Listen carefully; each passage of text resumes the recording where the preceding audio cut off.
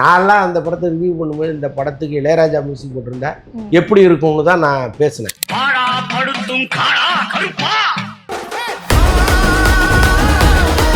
கருப்பு படத்தினுடைய மியூசிக் சூப்பரா இருக்குன்னு சொல்றது உங்களை மாதிரி ஜென்சி கிட்ஸ் தான்.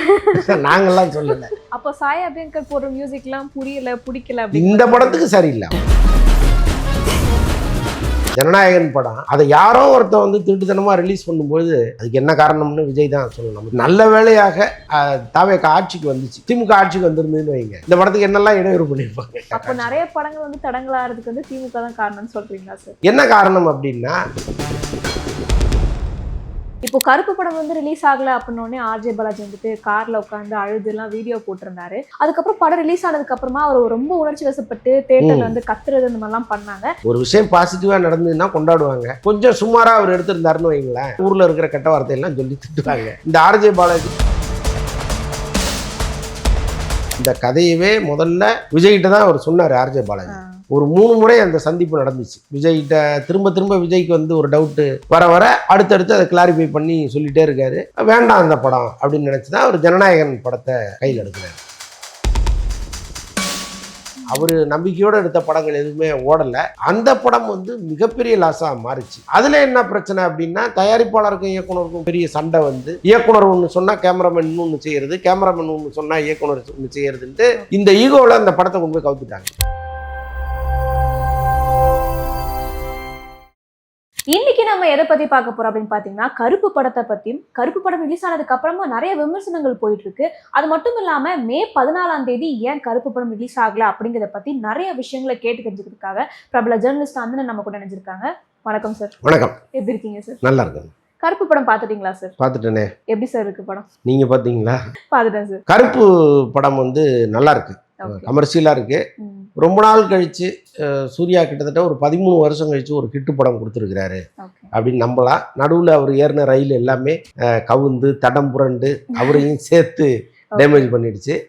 இந்த படம் வந்து கரெக்டாக அவரை கொண்டு போய் எங்கே சேர்க்கணுமோ அங்கே சேர்த்துருக்கு. இந்த வெற்றியை சூர்யாவுடைய ரசிகர்கள் எல்லாருமே வந்து பயங்கரமா கொண்டாடிட்டு இருக்காங்க.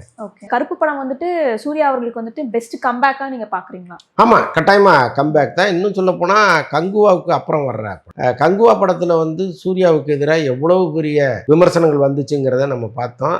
பல சூர்யா ரசிகர்களே என்ன அண்ணன் இப்படி ஒரு படம் பண்ணிட்டாரு அப்படின்லாம் ஃபீல் பண்ணாங்க. ஸோ அப்படிப்பட்ட சூழ்நிலையில அவரும் வந்து ரொம்ப கவனமா பார்த்து இந்த படத்தை பண்ணியிருக்காரு. இந்த படத்தின் கதையை கேட்கும் பொழுதே அவருக்கு தெரியும் இதுல நம்ம பாதி தான் வரப்போறோம், மீதி எல்லாம் ஆர்ஜே பாலாஜி தான் வரப்போறாருன்னு. பட் இருந்தாலும் இந்த கதையை ஏன் அவர் ஒத்துக்கிட்டாருங்கிறதுக்கு நிறைய காரணங்கள் இருக்கு. முக்கியமா அவர் மீது வைக்கப்பட்ட விமர்சனம்.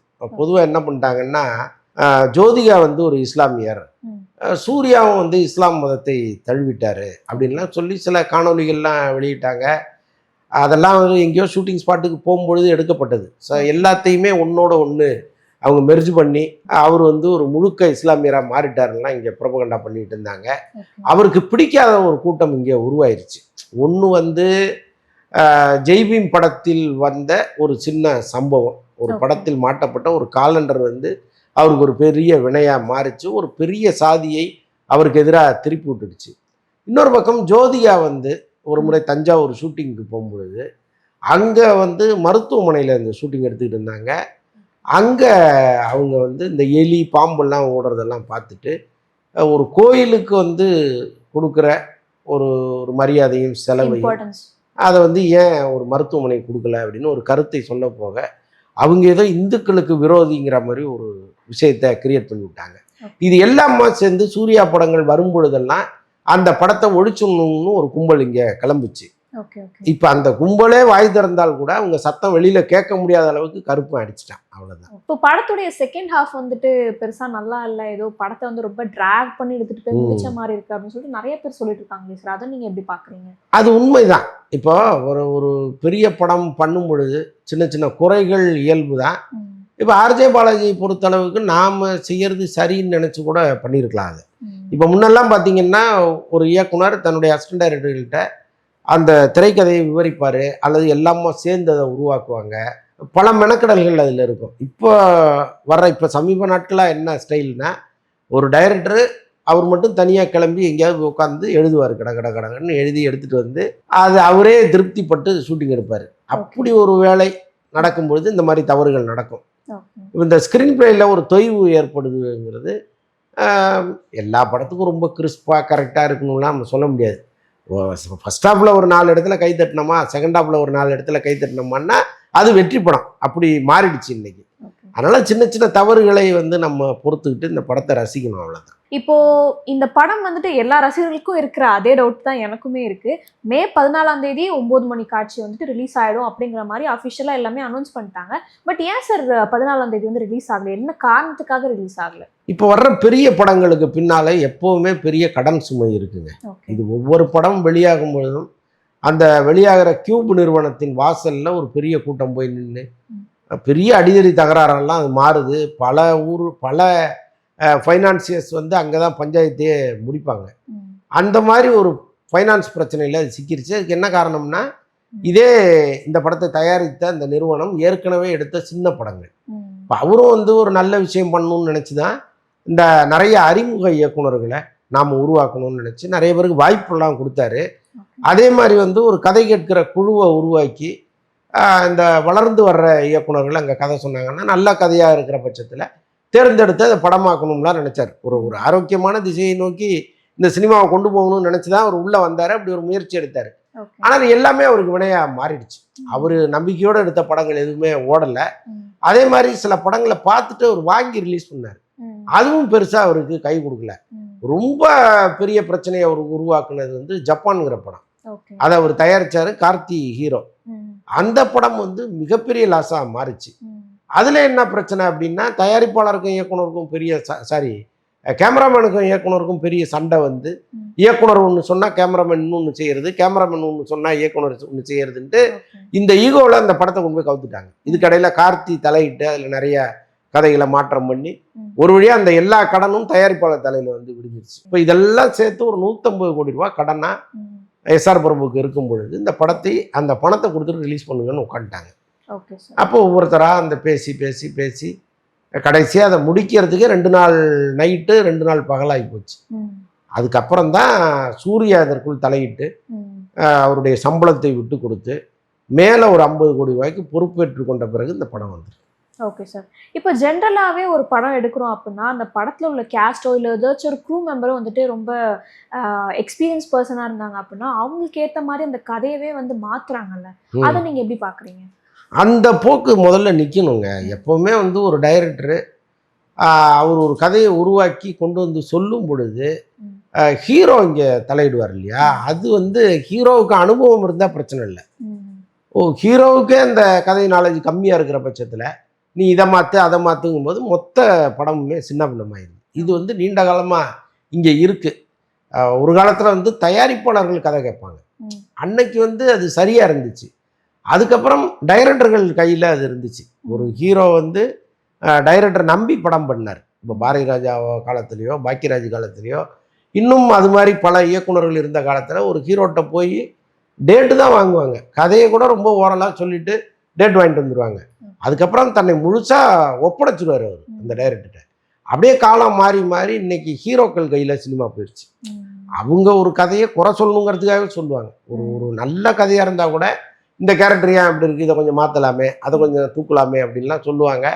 அது வந்து படத்தை பெருமளவு பாதிக்குது. ஸோ அப்படி தான் இப்போ வீரதீர சூரன் ஒரு படம் வந்துச்சு.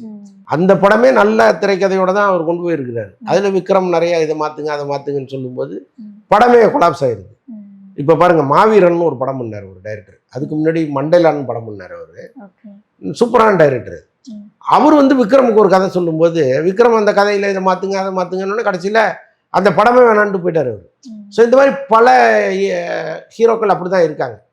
ஒரு நல்ல கதையோடு வர்ற இயக்குனர்களை இவங்க முழுசாக நம்ப மாட்டேங்கிறாங்க. அதனால தான் இன்றைக்கி எல்லா ஹீரோக்களுக்குமே படுதோல்வி கிடச்சிக்கிட்டு இருக்கு. இந்த வழக்கம் என்னைக்கு மாறுதோ அன்னைக்கு தான் வந்து சினிமா நல்ல திசையை நோக்கி போகும். இப்போ கருப்பு படம் வந்து ரிலீஸ் ஆகல அப்படின்னோடனே ஆர்ஜே பாலாஜி வந்துட்டு கார்ல உட்காந்து அழுதுலாம் வீடியோ போட்டிருந்தாரு. அந்த வீடியோ பார்த்து நிறைய ரசிகர்கள் வந்துட்டு என்ன ஆர்ஜே பாலாஜி அண்ணனுக்கு வந்து இப்படி பேக் டு பேக் ஒரு பிரச்சனையா வந்துட்டே இருக்கே அப்படிங்கிற மாதிரி ரொம்பவே வருத்தப்பட்டாங்க. அதுக்கப்புறம் படம் ரிலீஸ் ஆனதுக்கு அப்புறமா அவர் ரொம்ப உணர்ச்சி வசப்பட்டு தேட்டர்ல வந்து கத்துறது இந்த மாதிரிலாம் பண்ணாங்க. ஸோ ஃபேன்ஸ் கிட்ட இருந்து ஆர்ஜே பாலாஜிக்கு வந்துட்டு இவ்வளோ பெரிய சப்போர்ட் இருக்கிறது வந்து நீங்க எப்படி பாக்குறீங்க? அதாங்க, சூர்யா ரசிகர்கள் ஒரு விஷயம் பாசிட்டிவாக நடக்கும்போது, சூர்யா ரசிகர்கள் இல்லை எல்லாருமே ஒரு விஷயம் பாசிட்டிவாக நடந்ததுன்னா கொண்டாடுவாங்க, பாசிட்டிவாக நடக்காமல் போச்சுன்னா ஊரில் இருக்கிற கெட்ட வார்த்தையெல்லாம் சொல்லி திட்டுவாங்க. ஸோ இதை தான் நம்ம நீண்ட காலமாக பார்த்துட்டு இருக்கோம். இதே இந்த படத்தை கொஞ்சம் சுமாராக அவர் எடுத்திருந்தாருன்னு வைங்களேன், இந்த ஆர்ஜே பாலாஜி நிம்மதியாக தூங்க விட்டுருக்க மாட்டாங்க. அப்போ பல வருஷம் கழிச்சு எங்கள் ஹீரோவுக்கு ஒரு ஹிட்டு படம் கொடுத்துட்டீங்க அப்படிங்கிற சந்தோஷம் அவங்களுக்கு வந்துருச்சு. அவர் அழுத சம்பவம் வந்து உள்ளபடி எனக்கே ரொம்ப கஷ்டமா இருந்துச்சு. ஏன்னா அவரை நம்ம வந்து அப்படி பார்த்ததே கிடையாது. ரொம்ப கலகலப்பான ஒரு மனிதர். அவர் அறியாம எமோஷன் ஆயிட்டார். அவர் வந்து சிரிச்சுக்கிட்டே தான் அதை பேச ஆரம்பிக்கிறாரு. இப்போ என்ன நிலவரத்தில் இந்த படம் இருக்கு, எவ்வளவு கெடுபிடிகளை தாண்டி வரப்போகுதுங்கிறத மக்களுக்கு சொல்லணும்னு நினச்சி தான் இந்த வீடியோவை ஸ்டார்ட் பண்ணுறாரு. அவர் அப்படியே போக போக டக்குன்னு எமோஷன் ஆகி ஆட ஆரம்பிச்சிடுறாரு. அது வந்து எல்லாருமே ஒழுக்கிருச்சு. அது வந்து அப்படி ஒரு டைரக்டரு கடுமையான உழைப்பு, கிட்டத்தட்ட 3 வருஷம் இந்த படத்துக்காக அவர் உழைச்சிருக்காரு. அப்போ அந்த உழைப்பெல்லாம் வீணாக போயிருமோன்னு நினைக்கும் பொழுது ஒரு வருத்தம் இருக்கும்ல. இப்போ பாருங்க, ஜனநாயகன் படம் எவ்வளோ கஷ்டப்பட்டு எடுத்திருப்பாங்க. அதை யாரோ ஒருத்தன் வந்து திருட்டுத்தனமாக ரிலீஸ் பண்ணும்போது ஒரு ஒரு அதிர்ச்சி வரும்ல. அந்த டைரக்டரை போய் நீங்கள் பார்த்தீங்கன்னா தெரியும், அன்னைக்கு முழுக்க அவர் தூங்கியிருக்க மாட்டார். ஸோ அந்த மாதிரி தான் நம்ம ஒரு உழைப்பு உழைக்கிறோம், அதுக்கு ஒரு பலன் இல்லாமல் போகும்போது அவங்கள அறியாமல் ஒரு அழுகை வரும். அதுதான், அதுவே ப்ளஸ்ஸாக மாறிச்சு. அதுக்கப்புறம் அந்த படம் நல்லா இருக்கும் பொழுது அவரை ரசிகர்கள்லாம் அவரை கொண்டாடி தீர்த்தாங்க. அவர் ரொம்ப எமோஷன் ஆகி தியேட்டரில் கத்துனதெல்லாம் நம்ம பார்த்தோம். பட் இன்னும் ஒரு ஸ்டெப்பு மேலே ஏறி இருக்காரு. இப்போ இந்த இந்த விஷயம்லாம் நம்ம பேசிருந்தோம் அப்படின்னா, ஒரு பக்கத்துல வந்துட்டு மக்கள் எல்லாம் என்ன சொல்றாங்க அப்படின்னா, கருப்பு படம் வந்துட்டு முழுக்க முழுக்க விஜய் வந்து சப்போர்ட் பண்ற ஒரு படம் அப்படிங்கிற மாதிரி சொல்றாங்க. ஃபார் எக்ஸாம்பிள் சொல்லணும் அப்படின்னா, அந்த படத்துல வந்துட்டு ஒரு சீன் வந்துட்டு பாக்கெட்ல விஜய் அவருடைய போட்டோ வச்சிருப்பாங்க எல்லாம். ஸோ இது வந்துட்டு ஒரு பார்ட்டியை வந்து சப்போர்ட் பண்ற மூவியா நீங்க பாக்குறீங்களா? இல்லை, அப்படி கிடையாதுங்க. ஆக்சுவலாக இந்த கதையவே முதல்ல விஜய்கிட்ட தான் அவர் சொன்னார். ஆர்ஜே பாலாஜி ஒரு 3 முறை அந்த சந்திப்பு நடந்துச்சு.